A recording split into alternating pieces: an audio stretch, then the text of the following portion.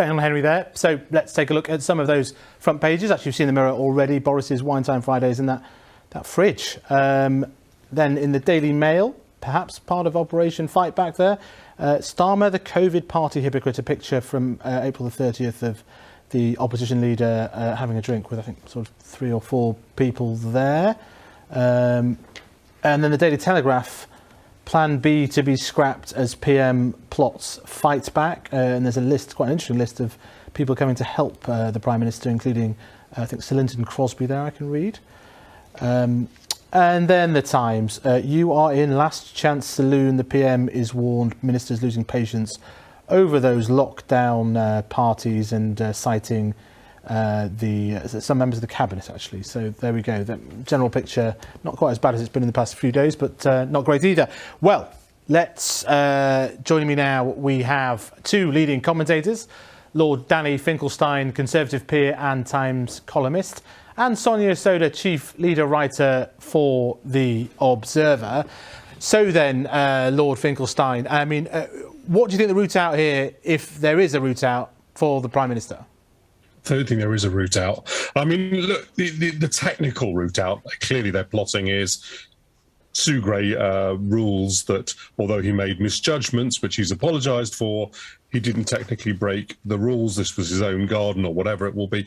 That isn't going to wash with the public. And somebody once said to me, that politics is chemistry rather than physics. It's not going to be a victorious line if you can technically get your way out of the situation. So I'm afraid that I think the only solution to having the parties is to unhave them. And as you can't go back in time, there's nothing much they can do about that. So the issue for the Conservative Party is, are you going to wear this and allow Boris Johnson to continue to be the leader, damaged as he is, or not? But don't think there's any way out of the issue itself. But are you sure MPs, backbenchers, are not going to wear this? Oh, no. I mean, I didn't say they would. Oh, I see.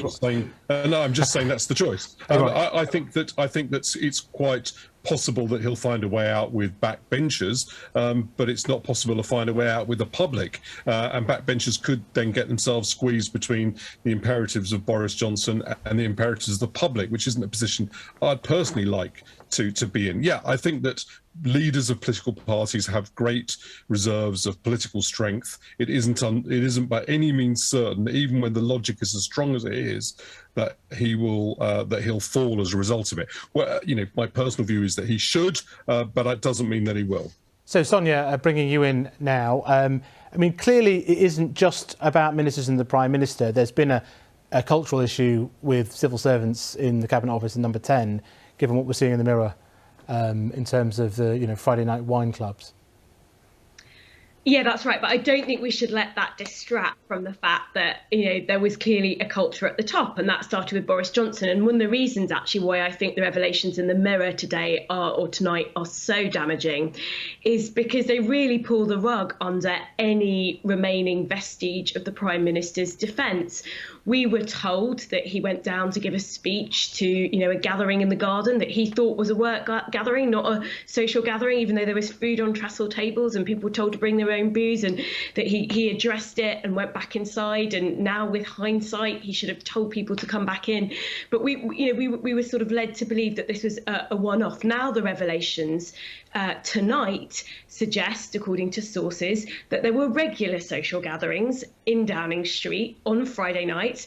Not only was the Prime Minister aware of them, he would regularly drop in on them.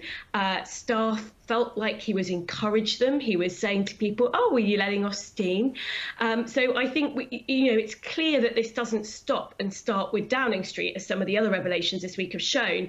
But we must not let that distract from the fact that this is clearly a problem that starts from the top. And I think that's why these revelations today are just so damaging. I mean, just a month ago, we had the Prime Minister telling the Commons how angry and furious he was at the sight of his own aides making light of lockdown rules and joking about parties.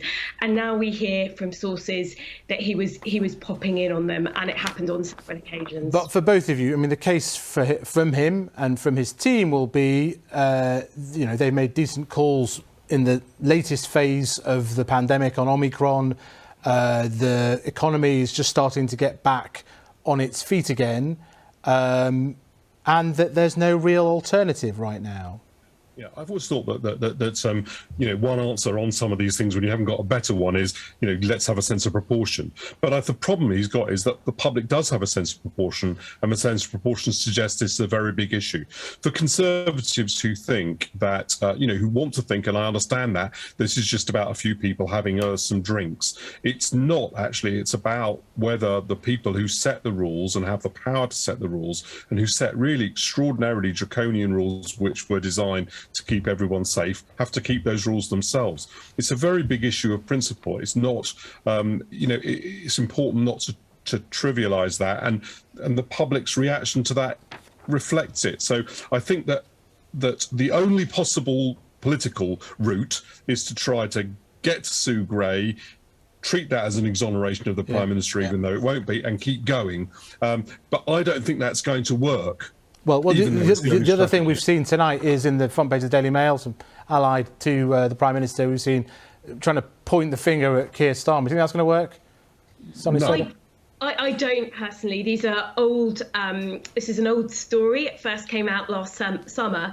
Labour did address it head on when it did come out. So what we were told was that Keir Starmer was meeting with an MP in her constituency office. They were on a Zoom call with a large number of people. It was in the evening, so they were eating. They were having a meal, and Keir Starmer, as we can see in that photo, had a beer as that meeting was taking place.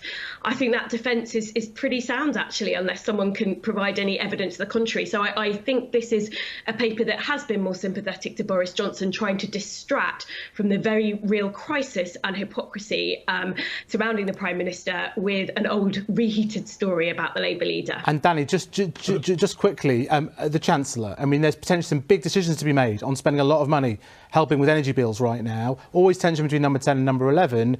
Does Rishi Sunak have his eye on the crown right now? Well, I'm sure he's worried, like everyone else is, about the government's credibility. You can't have budget setting and tax making without the government having credibility. So I'm sure he's got to think about that. And he doesn't want, himself to be saying things that are patently ridiculous, like the Prime Minister didn't know this was a social event and thought it was a work meeting. Conservatives have got to be clear they cannot divert this to Keir Starmer, even if Keir Starmer was having a party. That wouldn't alter the fact that we have run out of time there. Thank you very much, Danny and Sonia, for joining us on Friday night. And that's all from us for tonight. We're back on Monday. Enjoy your weekend.